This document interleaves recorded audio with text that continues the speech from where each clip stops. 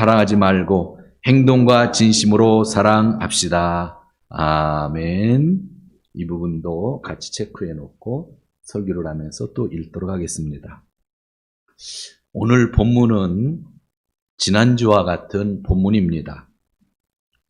좀 더 자세히 보면 15장 요한복음으로 넘어가면 17절과 18절은 문맥이 서로 다릅니다. 1절에서 17절, 또 18절에서 이후인데 문맥이 서로 다른 거를 마지막 절과 첫 절로 이렇게 묶어 놓은 것입니다. 서로 사랑하라 하신 본문 뒤에 세상이 미워할 것이라고 하였습니다.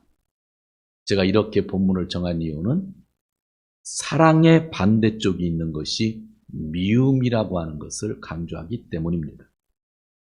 이전에 어느 분이 사랑의 반대말이 무관심이라고 설명을 했고 저는 그 이야기를 들으면서 어느 정도 납득이 되었습니다. 그러나 일반적으로 사랑의 반대말은 무관심보다 미움입니다. 왜냐하면 오늘 성경이 그렇게 표현하고 있기 때문입니다. 미움에 대해 성경은 조금 전에 우리가 요한 1서 3장을 읽었는데 한 사람의 예를 들고 있습니다. 가인과 같은 사람이 되지 말라는 것입니다. 가인은 동생이 한 일이 선한 일이라는 것을 알면서도 자기는 악한 일을 했던 사람입니다. 그래서 요한 1서 3장 15절에서 형제를 미워하는 자는 사람을 죽이는 것이다 라고까지 이야기를 하고 있었습니다. 이렇게 미움이라고 하는 것은 사랑의 반대말 미움이라고 하는 것은 서로 사랑하라는 말의 반대말 미움이라고 하는 것은 무서운 결과를 가져온다는 것입니다. 그렇게 서로 사랑을 이야기할 때 이 마음을 우린 이 미움을 경계해야 됩니다. 지난주는 서로 사랑이라고 하는 개념을 이야기하기 위하여 일부러 목회자와 성도들에 대한 이야기를 하면서 정말 우리에게 주어진 것 잘 지키는 것이 얼마나 중요한지를 얘기했는데 오늘은 저와 여러분 모두를 포함해서 서로 사랑한다라고 하는 이야기를 할 때 원더 반대적인 개념을 이야기하려고 하는 것입니다. 우리가 알고 있듯이 일반적으로 미움은 시기와 질투에서 출발을 합니다. 이 시기와 질투라는 놈을 참 해결하기가 되게 힘들어요. 같은 교회의 성도가 집을 사면 기뻐하는 사람도 있지만 많은 사람들이 좀 시기 질투를 하는 경우도 있습니다. 다른 성도 자녀가 명문대학에 들어가면 뭔가 같이 기뻐해 줘야 되는데 시기 질투하는 마음이 생길 수가 있습니다. 대기업에 취직을 하면 또 사업이 잘 되면 이런 것에 대해 자기의 상황과 비교를 하며 즐거워하지 않는 사람들이 의외로 많다고 합니다. 여러분은 어떠십니까? 시기 질투 없으시죠? 전 여러분이 집에 큰 텔레비를 놓으면 너무나 기쁘더라고요. 신방 갔을 때 보면. 여러분이 차를 바꿔서 새 차를 사면 되게 기쁘던데 여러분들 기쁘시죠? 네. 제가 새 차 타도 기쁘시죠? 거기 나오면 잘 안 나오죠? 요한 1서를 보다가 놀란 것이 있습니다. 시기, 질투하고 미워하는 사람들을 거짓말쟁이라고 합니다. 서로 사랑하라 하는데 형제 자매를 미워하면 그것은 거짓말쟁이라고 하는 겁니다. 저는 오늘 설교를 준비하면서 제일 놀란 구절이 이겁니다. 아, 시기 질투하고 미워하는 사람을 하나님은 거짓말쟁이라고 하는구나 라는 것입니다.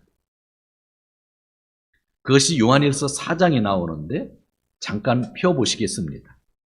아까로 돌아가서 요한일서 4장 19절을 보시기 바랍니다. 요 구절은 제가 확인을 해야 될 것 같습니다. 4장 19절, 20절인데 21절까지 3절, 19절, 20절, 21절 같이 있습니다. 우리가 사랑하는 것은 하나님이 우리를 먼저 사랑하셨기 때문입니다. 누가 하나님을 사랑한다고 하면서 자기 형제 자매를 미워하면 그는 거짓말쟁이입니다. 보이는 자기 형제 자매를 사랑하지 않는 사람이 보이지 않는 하나님을 사랑할 수 없습니다. 하나님을 사랑하는 사람은 자기 형제 자매도 사랑해야 합니다. 우리는 이 계명을 하나님에게서 받았습니다. 아멘. 이 거짓말쟁이라는 용어가 너무나 저한테는 강력했습니다. 아무리 내가 사랑한다 이야기를 해도 거짓말쟁이가 될 수 있다고 하는 것을 기억해야 된다는 것이죠. 우리는 사탄의 특징을 여러 가지 이야기로 하는데 많은 사람들은 사자처럼 막 입을 벌리고 달려든다고 얘기하는데 저는 그런 말을 잘 하지 않고 두 가지 특징을 얘기합니다. 사탄은 거짓말쟁이고 사탄은 교만한 존재입니다. 가장 큰 특징이 그거예요. 그런데 서로 사랑하지 않고 미워하는 것을 거짓말쟁이로 표현했다고 하는 것은 정말 강력한 표현이라는 겁니다. 거짓말쟁이는 무엇을 하는가 하면 오늘 성경을 보니까 사람을 죽인다 이야기합니다. 가인은 육체적으로 자기 동생 아벨을 죽였지만 단순히 육체적 살인만으로 생각하지 아니하는 것, 내가 미워하는 사람이 있는데 미워하는 사람이 내 앞에서 사라졌으면 좋겠다 하는 것도 사람을 죽이려고 하는 마음이 있다고 하는 것, 우리 신앙인들은 마음에 담는 것도 중요하다고 생각합니다. 그러기에 우리가 정말 심각하게 생각해야 될 것은 교도소 안에 있는 살인자들, 정말 심각하지만 그들보다 더 심각할 수 있는 것은 교회 안에 정말 거짓말쟁이가 있을 수 있다고 하는 것입니다. 교도소 안에 있는 거짓말쟁이가 아니라 이 교회 공동체 안에도 거짓말쟁이가 있을 수 있다고 하는 것을 서로 사랑하라라고 하는 말씀 가운데서 주어졌다는 것 기억하면서 먼저 서로 사랑하기 위하여 품지 않아야 될 마음을 하나님이 말씀하신다고 하는 그런 이야기입니다. 어떻게 해야 되나 고민을 했거든요. 고민을 하면 성경밖에 볼 게 없더라고요. 내가 죽어야 한다는 겁니다. 예수님이 요한복음 15장 13절에서 서로 사랑하라는 말씀을 주실 때에 사람이 자기 친구를 위하여 자기 목숨을 내놓는 것보다 더 큰 사람이 없다 하셨고, 조금 전에 요한일서 4장 16절을 보면 그리스도께서 자기 목숨을 버렸다고 하셨고, 3장도 읽었을 때에 예수님이 우리를 위하여 목숨을 버렸다고 하셨죠. 그러니까 미워하지 않기 위해서는 죽는 수밖에 없다. 예수님은 죽으셨는데 그 다음에 내가 죽는 수밖에 없다라고 하는 이야기입니다. 제가 죽자고 하니까 어떤 사람이 우리도 죽으러 가자. 누구 말인지 알죠? 도마가 그랬잖아요. 도마가 죽으러 가자. 그런 의미 아니에요. 그냥 고백한다고 될 문제가 아니라 정말 내가 죽는다고 하는 의미가 무엇인지 한번 잘 깨달았으면 좋겠어요. 한 가지 재미난 예를 잡아볼까요? 수많이 많은데 설교니까 한 가지만 잡아볼게요. 교회 공동체에서 나는 어떻게 죽는가? 만약에 같은 교회 공동체에서 시기 질투가 끊이지 않고 계속 미움으로 남으면 그 상대방의 마음을 내가 죽일 수가 있습니다. 그럴 때 오늘 성경은 내가 죽어야 된다고 하잖아요. 어떻게 내가 죽을 수 있는가?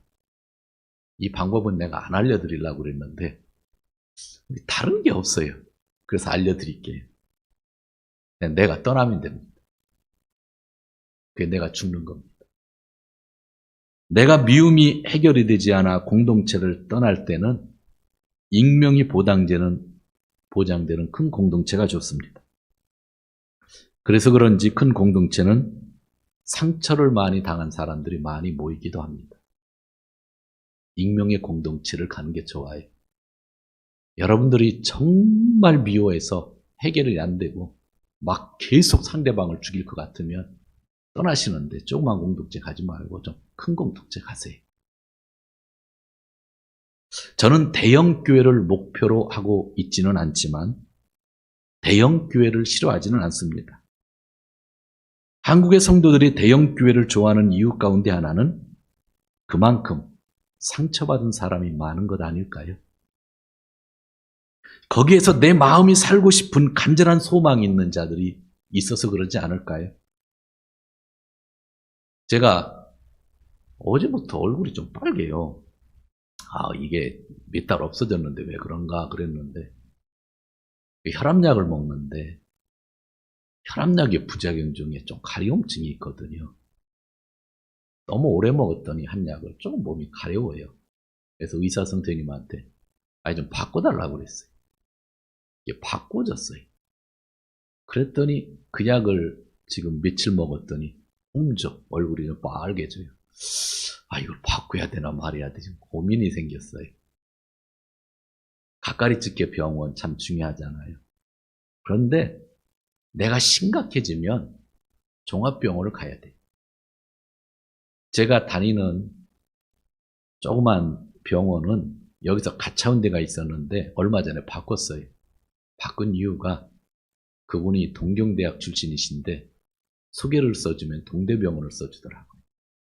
지난번에 머리 사진을 찍는데 구체적으로 알고 싶어서 일부러 소개장 받으려고 그 병원을 갔고 약만 타는 거는 거기가 좋겠다고 불편해도 거기를 지금 다니고 있습니다. 몇 달 동안. 정말 큰 문제가 있으면 종합병원 가잖아요. 근데 종합병원 가면 좋은 점도 있지만 환자로 가득합니다. 코로나 때는 정말 가기 싫더라고요. 가기 싫더라고요. 대형 교회 역할이 작은 교회보다 좋다라고 하는 것보다 어떤 의미로 보면 익명성이 보장되기 때문에 사람들이 마음의 쉼을 가질 수 있는 부분은 있지 않나라고 하는 생각을 합니다. 제가 왜 이런 이야기를 하냐면 작은 공동체 안에서 정말 시기와 질투, 미움이 가득하다 보면 나와 사람을 정서적으로 마음으로 죽이려고 하는 일이 되게 된다는 것. 그러다 보면 내가 거짓말쟁이가 된다는 거죠. 예수님 잘 믿어서 거짓말쟁이 될 필요 없잖아요. 안 그러세요? 예수님 잘 믿는데 거짓말쟁이가 되면 안 되잖아요. 서로 사랑한다는 것, 제가 그걸 강조하는 거지만 서로 사랑이 힘든 것이 미움이라는 것을 얘기하고 있는 겁니다. 미움이라는 것을 해결해야 돼요. 여러분 중에 어떤 한 분도 대형교회 가기를 제가 원하지 않아요. 그러면 이 미움을 어떻게 해결할 것인가 조금 후에 한번 이야기를 하려고 합니다. 또 다음 주부터 대형교회 가지 마세요. 그 말하는 거 아니니까 해결하는 방법을 얘기하는 겁니다. 그 다음에 적극적인 방법 하나가 있어요. 그것은 형제 자매를 적극적으로 도와줘야 되는데 요한일서 3장을 다시 한번 펴보시기 바랍니다. 전부 서로 사랑하라고 하는 본문에 나오는 구절들입니다. 요한일서 3장 17절 18절 요한일서 3장 17절 18절 같이 읽습니다. 누구든지 세상 재물을 가지고 있으면서 자기 형제자매의 궁핍함을 보고도 마음문을 닫고 도와주지 않으면 어떻게 하나님의 사랑이 그 사람 속에 머물겠습니까? 자녀되니 여러분, 우리는 말이나 혀로 사랑하지 말고 행동과 진심하람으로 사랑합시다. 형제 자매를 사랑하는 데 있어서 이것만은 해결해야 된다, 부정적인 것을 해결해야 되는 것이 미움이라고 그랬어요. 미움은 죽이기도 한다 그랬어요. 거짓말쟁이라고 그랬어요. 거짓말쟁이, 미워하는 사람을. 그런데 형제자매를 사랑하기 위해서 적극적인 방법 하나를 성경에서 얘기를 하고 있는데 형제자매의 궁핍함을 도와줘라. 그냥 실천하라라고 하는 이야기입니다. 한 사람을 돕는다고 하는 것은 그렇게 쉬운 일이 아닙니다. 몸, 영혼, 정신, 즉 전인적인 도움이 되어야 하기 때문입니다. 어느 때는 우리가 몸과 마음의 장애라는 단어를 가지고 접해야 하기도 합니다. 신체적인 장애, 마음의 현상에서 드러나는 모든 장애 등이 있습니다. 그러게 돕는다고 하는 것은 그렇게 쉬운 일이 아닙니다. 그런데 쉬운 일이 아니면 아닐수록, 복잡한 일이면 일일수록 여러분, 성경의 가르침은 심플하다는 거 이해하십니까? 우리는 자꾸 복잡하게 생각하는데 어려운 일일수록 성경은요, 그 어려운 일에 대해서 너무 심플하게 얘기를 합니다. 그것은 우리의 눈에 잘 보이는 물질적인 것을 가지고 돕는 것으로 해결된다. 그렇게 얘기를 하고 있는 겁니다. 일부의 사람들은 물질적인 이야기를 하면 일단 거부감을 가지는데, 물질에 대한 거부감은 유한이 살고 있던 시대에 시작된 영지주의의 산물이기도 합니다. 물질은 더러운 게 아닙니다. 그래서 우리는 자꾸 물질에 대한 거부감을 갖는데, 물질은요, 하나님 것이기 때문에 결코 거부감을 가질 필요가 없어요. 이 물질은요, 심플하게 얘기하면 우리의 몸과 마음에 직접적인 영향을 주는 넘버원입니다. 복잡하게 생각하지 말라고요. 우리의 몸과 마음에 영향을 주는 것 중에 최고가 물질적인 것이라고 한다면 오늘 성경의 답, 물질적인 것으로 성도의 궁핍함을 보고 직접 도와주라고 하는 것이 서로 사랑한다고 하는 데 있어서 적극적인 방법, 실천이라고 이야기를 하고 있는 겁니다. 물질은 나를 하나님 앞에서 겸손하게 하기도 하고 어느 때는 만몬을 섬기게 하기도 합니다. 우리가 잘 알고 있듯이 물질은 원래 하나님의 것입니다. 복으로 주어지는 것 가운데 하나입니다. 그런데 하나님의 것을 내가 쓰고 있기 때문에 예수님은 그 물질을 불의한 재물이라고 그랬습니다. 내 것도 아닌데 내가 쓰기 때문에 불의한 재물이라고 하는 것이 라고 한 거지, 재물이 더럽다고 하는 뜻이 아닙니다.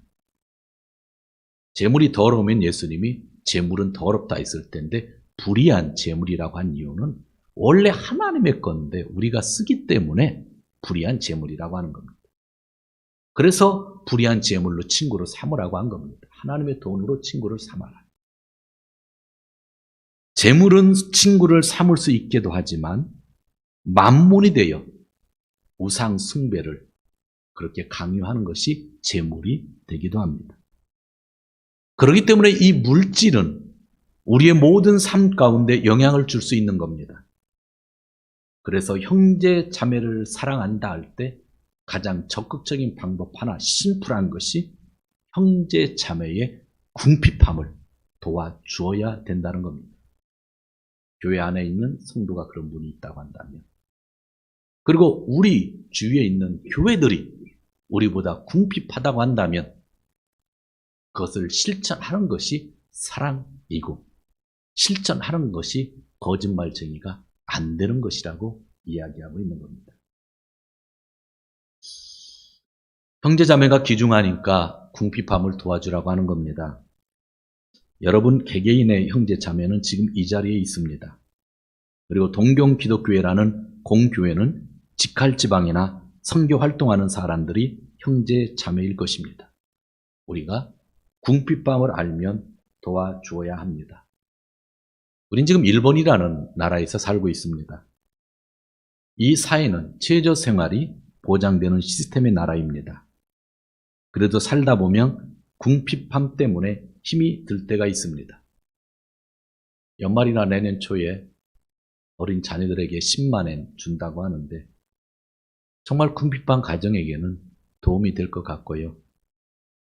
연봉 950만엔 가정에는 전혀 도움이 안 될 것 같은데 그래도 받으려고 하더라고요. 주는 거니까. 우리 성도님들 가운데 우리 교회가 100만 원, 200만 원은 할 수 없지만 정부에서도 최저 생활을 보장하고 생활 보호를 하면서도 생활이 힘든 사람은 10만 원씩 주겠다고 하면 우리 교회도 할 수 있지 않을까요? 혹시 여러분들 가운데 살다 너무나 궁핍할 때 뭔가 큰 일을 하려고 할 때 돈이 없다는 게 아니라 내가 먹고 사는데 너무 힘들다. 어디 도움을 구할 데 없다. 그럼 저한테 한번 연락 주시면 좋을 것 같아요. 그럼 교회가 10만 엔을 익명으로 누구에게 드렸는지 몰라게 제가 책임자분들과 상의해서 궁핍함을 도울 수 있습니다. 정말 얘기해 주세요. 살다 보면 내 힘으로 안 될 때가 있거든요. 그것을 우리 교회가 성도들에게 할 수 있으면 좋잖아요. 교회 재정이 있던 없던 여러분들 가운데 그런 분이 있다고 한다면 꼭 연락을 주십시오. 그게 사랑이라고 저는 생각을 합니다. 일반적으로 개인이 개인을 도울 때 혹시 성도끼리 도울 때는 모르게 하는 것이 좋을 수도 있겠죠. 그죠? 예전에 있던 교회에서 학생 하나가 등록금이 없다고 정말 주겠다고 상담이 와가지고 그 당시 성도님 중에 장로님 두 분에게 이야기하고 돈 반반씩 내주셨으면 좋겠다고 하고 이렇게 지원한 적도 있습니다. 장로님들이 생활이 어렵지 않은 분이었기 때문이죠. 너무 좋아하더라고요. 제가 신학교 4학년 때 기숙사에서 한 학기를 생활했습니다. 집에서 학교까지 걸어서 30분인데 기숙사 들어갈 필요가 없잖아요. 그런데 의무 규정이라 한 학기 들어갈 수밖에 없었습니다. 기숙사 들어가면 고민이 되는 게 있는데 기숙사비를 내야 되고 매일 기숙사에서 밥을 먹여야 되니까 돈이 드는 겁니다. 당시 식권이 500원이었습니다. 50엔. 그런데 문제는 그것을 살 돈이 없었어요. 전 집에서 용돈을 받아본 적이 거의 없기 때문입니다. 그렇다고 아침마다 굶을 수도 없는 겁니다. 어느 날 새벽 예배를 드리고 방에 들어오니 제 책상 위에 식권이 놓여져 있었습니다. 이후 몇 번이나 그런 일이 있었는데 아직도 그 사람이 누군지 저는 알지를 못합니다. 교회라는 공적 공동체가 다른 공동체의 사람 혹 다른 공동체를 도와줄 때는 보이게 하는 것도 좋을 수 있습니다. 교회가 지방의 다른 교회를 도울 때 보이게 하는 게 좋습니다. 공적인 일이기 때문입니다. 세상에 기부를 할 때는 보이게 하는 것이 좋습니다. 왜냐하면 예수님이 세상에 빛이 되라고 말씀하셨기 때문이죠. 그래서 정말 궁핍함을 돕는 방법은 보이지 않게 하는 방법도 있고 보이게 하는 방법을 잘 병행하면 좋겠다. 개인이 개인을 도울 때는 아까 식권 얘기도 했지만 그냥 모르게 하는 게 좋습니다. 그러나 교회가 다른 교회를 돕는다고 할 때는 정확한 자료를 남겨놓고 돕는 게 좋다고 생각합니다. 형제 자매를 사랑하라. 오늘 저는 두 가지만 얘기했습니다. 형제 자매를 사랑하기 위해서 해서는 안 될 일 뭐예요? 미움, 처리하는 것. 그리고 형제 자매를 사랑하기 위하여 적극적으로 해야 될 일 아주 심플하게 형제 자매의 궁핍함을 돕는 것. 이것이 서로 사랑하는 것입니다. 마지막으로 이 말씀 등을 적용하기 위하여 관심을 가져야 될 부분이 있습니다. 먼저 용서라는 부분입니다. 미움을 해결하는 것이 용서이기 때문입니다. 여러분, 미워하는 사람을 왜 용서하기가 힘든 줄 아세요? 정말 상대방이 여러분 미워서 그런 거예요? 상대방과 성격이 계속 맞지 않아서 그러세요? 그럼 제가 질문할 수 있습니다. 그럼 지금까지 잘 지내온 세월은 뭐예요? 성격 안 맞는데 잘 지내오셨잖아요. 근데 지금까지는 잘 지내오시다가 계속 미웠다고 하면 어떻게 해요? 그 사람 성격이 그런지 몰랐나요? 알았잖아요. 용서하기 힘든 것은 한 세 가지 정도가 있습니다. 첫 번째는 제가 늘 설교하는 건데 너무 중요한 거죠. 상대방이 용서해달라고 하지 않았기에 용서할 수 없어서 힘이 든 겁니다. 상대방이 사기쳤으면 사기쳤다고 용서해달라고 해야 용서를 해주든지 말든지 하지. 그런데 늘 용서할 수 없는 게 힘들고, 두 번째는 내가 먼저 용서를 빌어야 되는데 내 자존심상 그렇게 하지 못했기 때문에 용서하기가 힘든 겁니다.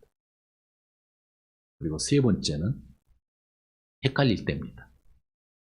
내가 용서를 빌어야 되는지, 저쪽이 용서를 빌어야 되는지, 뭔가 우선인지 판단하기가 힘들 때, 이게 정말 힘든 거예요. 그래서 여러분 용서가 힘든 거예요. 상대방이 안 비니까 힘들고, 내가 빌라니 자존심이 상하고, 그래도 어느 쪽인지 구분이 안 돼서 힘들고, 그래서 용서가 정말 힘들어요. 그래서 예수 그리스도의 온유와 겸손이 필요하다고 성경에서는 이야기하는 겁니다. 그 다음에 기득권이라는 부분을 생각해 봐야 되는데, 물질적인 것과 깊은 관계가 있는 가운데 하나가 기득권이기 때문입니다. 여러분 왜 기득권을 처리하기가 힘든지 아세요? 정말 용서만큼 힘들어요. 왜냐하면 이 기득권이요, 원래 출발은 좋은 곳에서 나왔기 때문이에요. 사람들이 기득권에 대해서 비판을 많이 합니다. 그것을 철저하게 비판하는 사람 중에 하나가 저입니다. 그러나 저는 기득권이 그냥 생긴 것이 아니라는 것을 이해하면서 비판을 합니다. 그 기득권은요, 다른 사람보다 더 열심히 헌신했다는 증거이고, 다른 사람보다 더 물질을 들였다는 증거이기도 하고, 그래서 사람들에게 자연스럽게 인정받다가 기득권이 생긴 것이라는 거예요. 나쁘게 시작한 게 아니라 좋은 일을 하다가 생긴 게 기득권이기 때문에 기득권 처리하기가 힘이 든 거예요. 내가 아무런 잘못도 없는데, 내가 정말 열심히 살았는데, 누구보다도 열심히 기도했는데 기득권 내려놓으라니까 속상한 겁니다. 저는요, 오히려 기득권도 없이 아무 일도 하지 않고 불평불만하는 사람들을 그렇게 좋아하지 않아요. 아예 기득권 가지고 있는 사람에게 기득권 좀 내려놓으세요 하는 말은 하기 쉬운데, 기득권도 없는 사람이 불평불만하는 건 정말 싫더라고요. 여러 지역의 교회에서 많은 목사님들의 기득권, 많은 장로님들의 기득권이 있습니다. 사실은 그동안 선한 일을 많이 했기 때문입니다. 성경을 보면 바울에게 최고의 기득권이 있었습니다.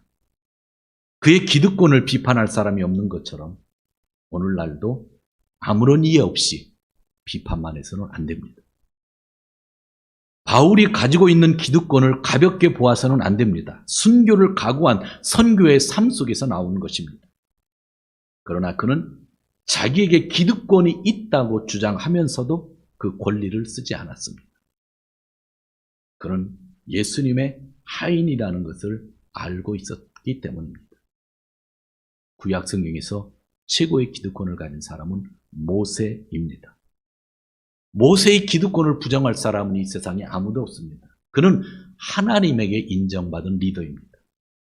또 사람들에게도 인정받은 지도자입니다. 그가 잠시 보이지 않으면 사람들이 불안해서 금송아지를 만들어 놓고 이게 하나님이다 할 정도로 모세의 기득권 영향력은 대단했습니다.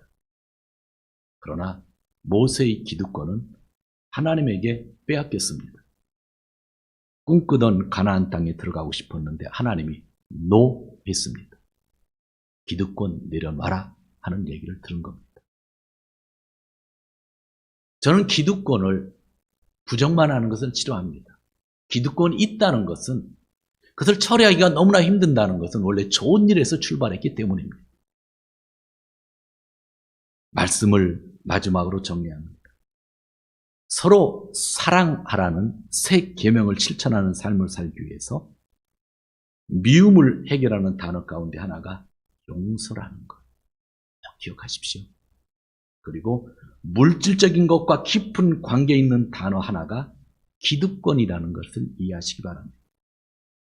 미워하지 않고 용서의 삶을 살기 위해 예수 그리스도의 온유와 겸손을 닮아가는 것. 물질을 적극적으로 궁핍한 사람들에게 쓰기 위하여 하나님이 나의 기득권을 막으시면 순종해야 되고, 그리고 기득권을 사용하지 않으면 예수를 닮아가는 것이 될 것입니다.